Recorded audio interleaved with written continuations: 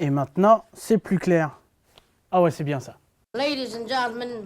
Salut à tous! Aujourd'hui, nous allons essayer de comprendre pourquoi une guerre nucléaire a bien fait partir de Corée du Nord ce week-end. Ouais, dit comme ça, c'est un peu flou, mais je vais vous expliquer. Ce week-end, le régime de Pyongyang fêtait les 105 ans de la naissance de son père fondateur. Pas question de bougies ou de gâteaux, non, là-bas l'ambiance était plutôt parade militaire et démonstration de force. Tout ça sous les yeux de Kim Jong-un, le leader nord-coréen. Oui, bon, jusque-là, ça paraît habituel. Pyongyang a déjà réalisé 5 tirs d'essais nucléaires depuis novembre 2015, et Kim Jong-un a annoncé vouloir continuer son programme d'armement nucléaire par un nouveau tir d'essai ce week-end. 6 essais nucléaires en 2 ans, là aussi finalement ça paraît habituel. Ce qui change, c'est que de son côté, Donald Trump montre lui aussi les muscles. Depuis la semaine dernière, un porte-avions et 3 navires porte-missiles américains ont été déroutés vers la Corée du Nord. Le président des États-Unis s'est déclaré prêt à répliquer à toute nouvelle tentative de provocation de la part de Pyongyang.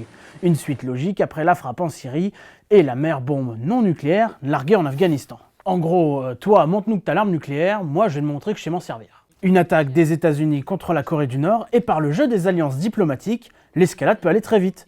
La Chine notamment soutient ouvertement le régime de Pyongyang. La Corée du Nord elle-même a promis en cas d'attaque américaine de frapper en Corée du Sud, partenaire des États-Unis. Bref, une guerre nucléaire et plein de villes à rayer de la carte. Les États-Unis déportent missiles, l'épisode peut rappeler la crise des missiles de Cuba en 62. La Russie de Khrouchtchev préparait l'installation de missiles nucléaires sur l'île de Cuba à portée de tir des États-Unis. Alors que le monde semblait au bord du gouffre, les navires russes font demi-tour, la guerre est évitée de peu grâce aux négociations entre Kennedy et Khrouchtchev. Ou grâce aux X-Men, pour ceux qui ont vu le film. Et si la Corée du Nord a bien effectué un tir de missile, bah il a même pas décollé. Ouais, tout ça pour ça.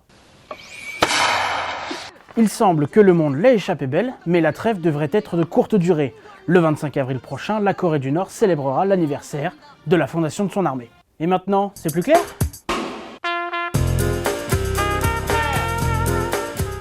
Elle est pas mal cette formule de fin.